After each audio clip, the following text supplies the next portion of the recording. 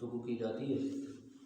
تو آج آپ حضرات کے سامنے ایک بات یہ عرض کرنی ہے کہ ہمارے اس دور میں بعض بیان کرنے والے لوگ ایسے بھی ہیں کہ جو کوئی مسند عالم نہیں ہیں، نہ ہی کسی ادارے سے فارغ ہیں، لیکن ان کے جو بیانات ہیں تو ان سے لوگوں کے دلوں میں نیک اعمال کی اہمیت بہت کم ہو جاتی ہے۔ مثلا وہ کرتے کیا ہیں کہ کسی ایک حدیث مبارکہ سے کوئی ایک واقعہ ایسا لیں گے کہ جو ابتدائی زمانے کا ہوگا، اسلام کے ابتدائی زمانے کا ہوگا، اور اس بات کو لے کر کہیں گے دیکھو جی حضور پاک نے تو فرمایا تھا یہ جو فرائض پڑھ لو، تو اس کے بعد فرمایا تم جنتی ہو۔ تو یہاں تو کوئی سنتوں کا ذکر نہیں ہے، سنت غیر مبتدیٰ کا ذکر نہیں ہے، نفلوں کا ذکر نہیں ہے۔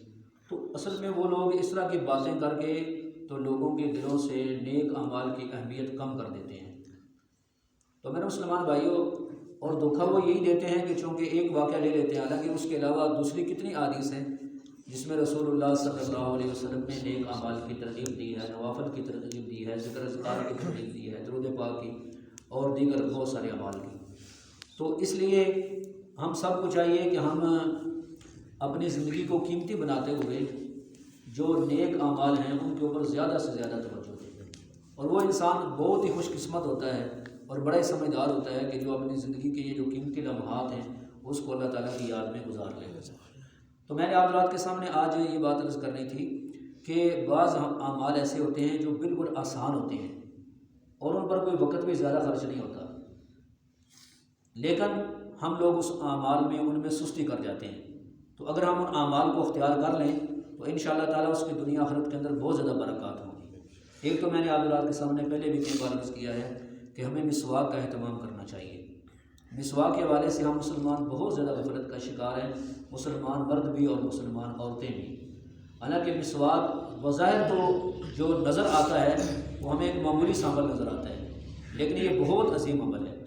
آج میرے بھائیوں افسوس ہے کہ اکثر مسلمان تو بلا ناغہ تقریباً برش تو کرتے ہی ہیں، شاید اس کے بغیر ہی کوئی ہوگا مسلمان، لیکن مسواک کئی کئی دن تک ہم مسلمان نہیں کرتے، جبکہ ہمارے پیغمبر امام الانبیاء صلی اللہ علیہ وسلم کی سیرت طیبہ مطالعہ کرنے سے یہ بات معلوم ہوتی ہے کہ نبی علیہ السلام بہت زیادہ مسواک کا اہتمام فرماتے تھے، اتنا زیادہ کہ نبی علیہ السلام سونے سے پہلے بھی مسواک فرماتے، جب سو کر اٹھتے خواہ دن کو یا رات کو تو نبی علیہ السلام مسواک فرماتے۔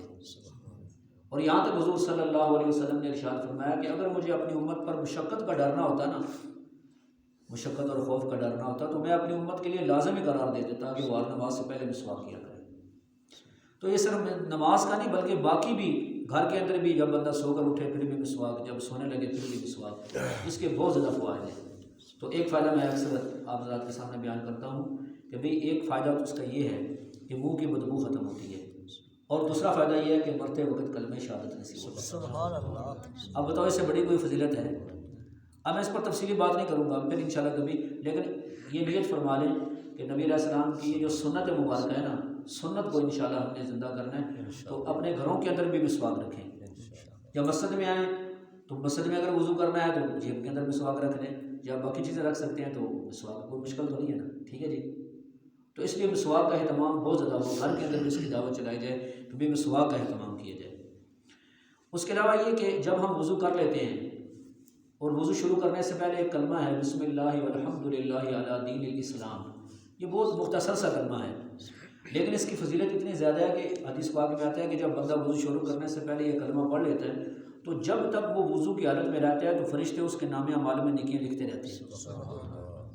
فرض کرو ایک بندہ وضو کر کے 2-3 گھنٹے اس کا وضو قائم ہے، جتنے بھی گھنٹے ہیں جی، تو وہ مسلسل فرشتے اس کے نام اعمال میں نیکیاں لکھ رہے ہیں۔ اب بتاؤ یہ فضیلت کوئی چھوٹی ہے؟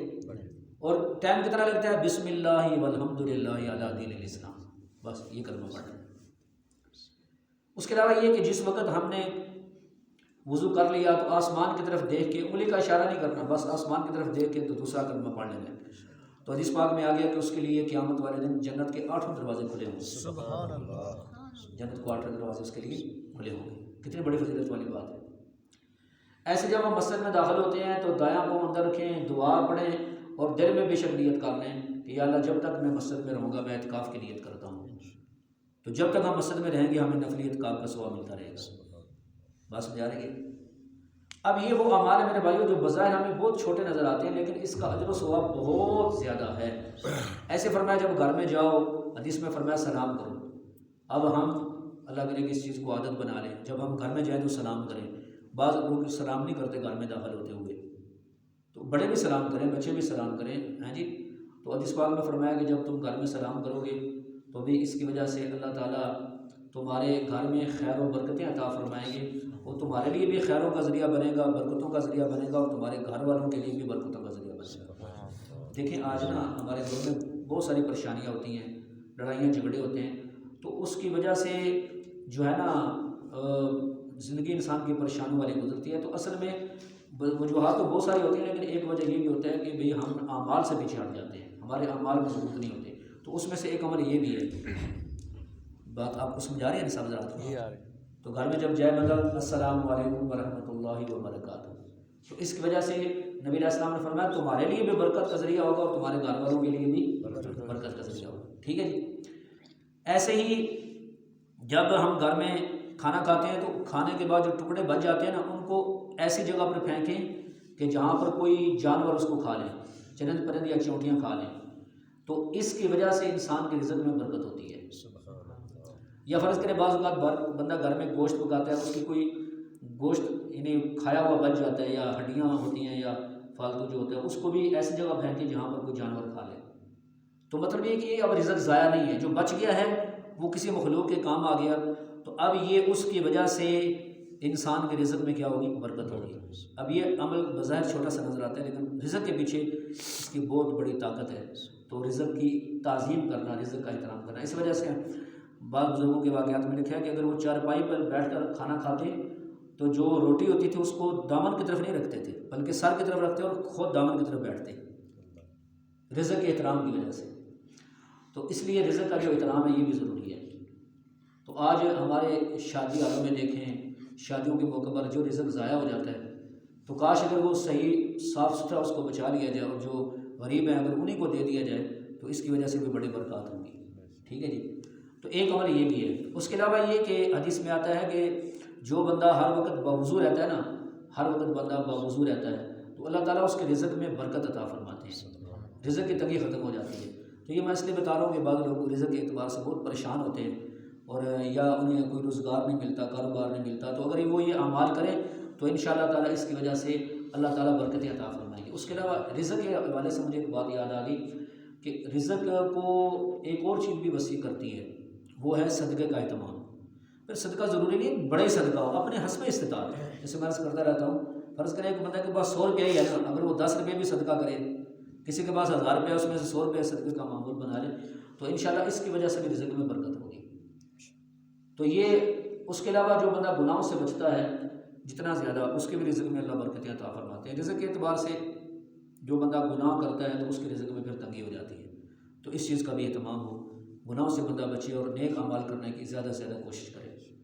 اس کے علاوہ آج کل حادثات بہت ہو رہے ہیں، بہت زیادہ حادثات ہو رہے ہیں، تو میرے بھائیو یہ بات یاد رکھیں کہ جو بندہ گھر سے نکلتے ہوئے دعا کا اہتمام کرتا ہے، بسم اللہ توکلت علی اللہ لا حول ولا قوت الا باللہ، علاوہ سے آیت الکرسی پڑھ لے، چاروں کل پڑھ لے، پھر احتیاط کے ساتھ انسان سفر کرے، تو انشاءاللہ اللہ تعالیٰ اس کی حفاظت فرمائیں گے۔ اور اگر اس کی تقدیر میں پھر بھی کوئی مصیبت لکھی ہے تو اب وہ جو مصیبت آئے گی نا وہ اجر سے خالی نہیں ہوگی، وہ اجر سے خالی، اس پر اللہ تعالیٰ اجر عطا فرمائیں گے اگر پھر بھی کوئی پریشانی آ گئی۔ تو بھی دعاؤں کا اہتمام تو اکثر میں عرض کرتا رہتا ہوں، بھی دعائیں بھی یاد کی جائیں اور ان دعاؤں کا بھی اہتمام کیا جائے۔ اس کے علاوہ یہ کہ نماز جب ہم پڑھ لیتے ہیں نا تو فرض نماز کے بعد آیت الکرسی کا اہتمام ہو۔ اب آیت الکرسی پڑھنے میں ٹائم بہت تھوڑا لگتا ہے، لیکن حدیث پاک میں آتا ہے کہ جو انسان فرض نماز کے بعد آیت الکرسی کا اہتمام کرے، ہیں جی، فرض نماز کے بعد آیت الکرسی کا اہتمام کرے، تو اس میں اور جنت کے داخل ہونے کے درمیان صرف ایک چیز رکاوٹ ہے، موت۔ مطلب موت آئے گی تو بندہ جنت میں داخل ہو جائے گا، یہ یعنی کہ آیت الکرسی کی یہ برکت ہے۔ تو اس چیز کا بھی اہتمام کیا جائے، آیت الکرسی کا بھی اہتمام کیا جائے۔ اس کے علاوہ حضور صلی اللہ علیہ وسلم نے سیدنا بلال حبشی رضی اللہ تعالیٰ عنہ، جن کا آج بھی جمعۃ المبارک میں تذکرہ ہوا، حضور پاک نے ان سے پوچھا تھا کہ میں نے تمہارے قدموں کی آواز جنت میں سنی ہے، تم کون سا عمل کرتے ہو؟ کہا یا رسول اللہ صلی اللہ علیہ وسلم، میرا کوئی خاص عمل تو نہیں، البتہ یہ ہے کہ میں باوضو رہتا ہوں، اور جب وضو ٹوٹ جاتا ہے تو وضو کر کے 2 رکعت نماز تحیۃ الوضو پڑھ لیتا ہوں۔ حضور نے فرمایا اس عمل کو چھوڑنا نہیں بلکہ اس عمل کو جائے کرتے ہی رہنا، اس عمل کو کرتے ہی رہنا۔ تو یہ عمل بظاہر ایک معمولی نظر آتا ہے لیکن اس کی بھی بہت زیادہ برکات ہیں۔ اس کے علاوہ یہ کہ جب ہم رات کو سونے لگتے ہیں تو سونے سے پہلے اپنے بستر کو جھاڑنے کا معمول بنایا جائے، کیونکہ خاص طور پر سردیوں کے موسم میں جب ہم سوتے ہیں بستر کو بھی جھاڑا جائے، کپڑے اگر رات کو لٹکا دیے صبح کو ان کو پہنے تو اس کو بھی جھاڑ لیا جائے، جوتے کو بھی جھاڑ لیا جائے، کیونکہ جو چیزیں نقصان دینے والی ہوتی ہیں سردیوں میں چھپتی ہیں، چھپنے کی جگہ ڈھونڈتی ہیں اور اس کے بعد نقصان ہو جاتا ہے، تو اس چیز کا اہتمام کیا جائے۔ میں نے ایک بادشاہ کا واقعہ پڑھا تھا کہ وہ رات کو سوئے ہوئے تھے، غالباً سلیمان بن عبد الملک تھے، تو وہ رات کو نہ سوئے ہوئے تھے، تو اچانک وہ رات کو اٹھے اور انہوں نے اپنے خادم کو کہا بستر جھاڑو۔ جب بستر جھاڑا تو اس سے بہت بڑا سانپ نکلا، تو انہوں نے کہا کہ آپ کو کیسے پتہ چلا؟ تو اس نے کہا کہ مجھے خواب کے اندر کسی نے کہا کہ جو کاٹ دینے والی تلوار ہے نا اس سے بچو، کاٹ دینے تلوار سے بچو۔ تو کہتا ہے میں اسی وقت جا گیا اور میں خواب کی تعبیر سمجھ گیا کہ میرے بستر میں سانپ ہے۔ تو اب حالانکہ کتنا وقت لگتا ہے، تھوڑا سا وقت لگتا ہے نا، بندہ ہے جی اس کا اہتمام کر لے۔ تو یہ اس کے علاوہ جو پڑھنے کے اعتبار سے بعض اعمال حضور صلی اللہ علیہ وسلم نے بتائے ہیں، بظاہر ان میں بہت تھوڑا وقت لگتا ہے لیکن ان کا اجر و ثواب قیامت والے دن بہت زیادہ لگے گا، بہت زیادہ ملے گا۔ ایک مرتبہ نبی علیہ السلام صبح کی نماز پڑھنے کے لیے تشریف لے گئے، جب واپس آئے تو آپ کی زوج محترمہ چاشت کے وقت تک وہ ذکر اذکار میں بیٹھی ہوئی تھی، تو بہت بڑی بات ہے۔ تو نبی علیہ السلام نے فرمایا کہ تم نے کیا کیا پڑھا؟ یا رسول اللہ میں نے یہ پڑھا یہ پڑھا۔ حضور نے فرمایا میں نے تو 3 کلمے پڑھے ہیں، سبحان اللہ و بحمدہ عدد خلقہ و رضا نفسہ و زنۃ عرشہ و مداد کلماتہ۔ سبحان اللہ و بحمدہ عدد خلقہ و رضا نفسہ و زنۃ عرشہ و مداد کلماتہ۔ حضور نے فرمایا یہ کلمے میں نے 3 دفعہ پڑھے ہیں، تو اگر تمہارے جو تم نے جتنی پڑھائی کی ہے نا اس سے اگر ان کا وزن کیا جائے تو ان کا ثواب زیادہ ہوگا۔ سبحان اللہ۔ تو یہ جو کلمے ہیں نا بعض حدیث میں بتائے گئے ان کو بندہ یاد کر لے اور کم سے کم چلتے پھرتے بندہ ان کو پڑھتا رہے، اگر ایک تسبیح کا معمول ہو جائے تو اور زیادہ بہتر ہے۔ جیسے بزرگ بتا دیں بھی استغفار کی 1 تسبیح ہو جائے اور اس کے علاوہ درود پاک کی 1 تسبیح ہو جائے، تیسرے کلمے کی تسبیح ہو جائے، اس کے علاوہ یہ جو درود پاک ہے صلی اللہ علیہ محمد ما هو اہلہ، اس کا بھی اہتمام ہو جائے۔ تو بہرحال یہ چند اعمال ایسے ہیں جو میں نے آپ حضرات کی خدمت میں عرض کیے ہیں کہ ان پر کوئی زیادہ ٹائم بھی نہیں لگتا اور زیادہ وقت بھی صرف نہیں ہوتا، نہ ہی کوئی ان کے اوپر زیادہ مشقت ہوتی ہے، لیکن اس کے فوائد بھی بہت زیادہ ہیں اور ان کا اجر و ثواب بھی بہت زیادہ ہے۔ اللہ تعالیٰ مجھے اور آپ سب حضرات کو ان باتوں پہ عمل کی توفیق عطا فرمائے۔ الحمدللہ۔